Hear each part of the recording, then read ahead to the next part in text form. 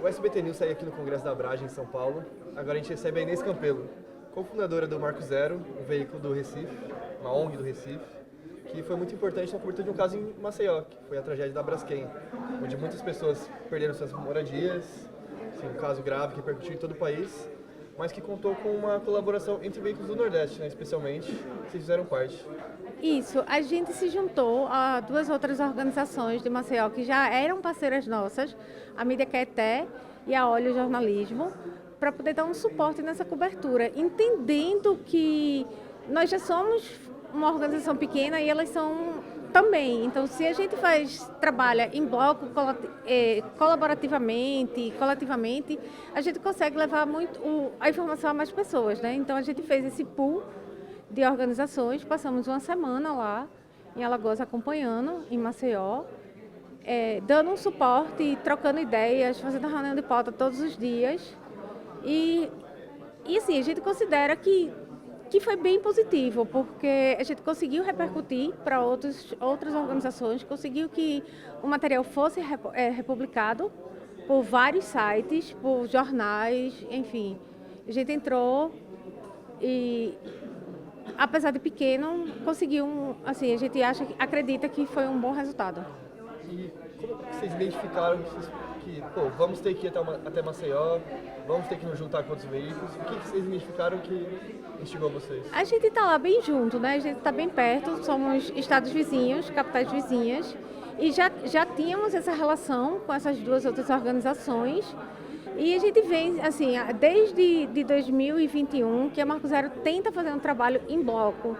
A gente tenta construir uma rede do Nordeste para que fortaleça o Nordeste, para que a gente fale por a gente, né? Eu acho que isso é fundamental de ser dito.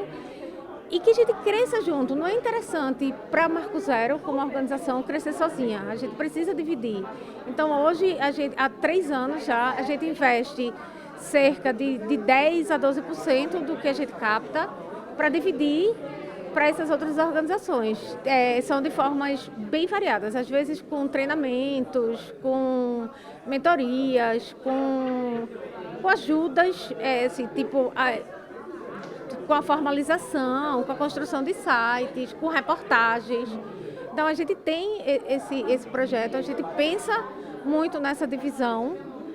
E é isso, aí tem, assim, numa situação dessa é imprescindível que a gente coopere, se una. A gente vê que nesses casos de tragédia, tanto no Norte quanto no Nordeste, acaba repercutindo menos que casos aqui no Centro-Sul, por exemplo.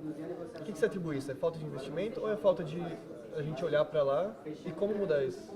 Poxa, como uma boa nordestina, eu acho que falta o reconhecimento mesmo da imprensa, da grande mídia principalmente, de olhar o Nordeste com, pelo menos de forma semelhante ao que vocês veem, assim, o que se vê no Sul e Sudeste. A gente tem aí o exemplo, não estou minimizando a situação do Rio Grande do Sul, mas em 2022 a gente perdeu 122 pessoas também numa chuva. E eu não vi notícias sobre isso. Eu acho que a única notícia que a gente tem é da própria Marco Zero, sabe? E também são pessoas. A gente está acostumado a ver o Sul e o Sudeste se reportar ao Nordeste com seca, com coisas que passaram. A gente tem uma produção cultural, a gente tem uma produção jornalística, a gente tem uma produção intelectual mesmo muito forte, além de ter grandes tragédias, assim como outros lugares, né, infelizmente. Mas eu não vejo isso, e a gente também, assim, as organizações de jornalismo independente são menores. O dinheiro está no eixo Rio-São Paulo. Então é difícil, é muito difícil captar. Eu estava brincando agora na nossa conversa anterior que há 4 anos atrás, se dissesse assim, tem uma reunião com o financiador em São Paulo. A gente não tem recurso para isso, não dá para vir até aqui. Muitas vezes. Então, se isso acontece com a Marco Zero, que já tem uma captação um pouco maior, imagina com essas que estão menores. Então, a gente precisa pensar nisso, precisa pensar nesse jornalismo colaborativo mesmo, em todos os sentidos. E a gente sonha em ter um grande pool que a gente possa captar em valores mais altos também coletivamente. Importante, né? importante. Muito obrigado pela participação aqui, boa sorte no congresso.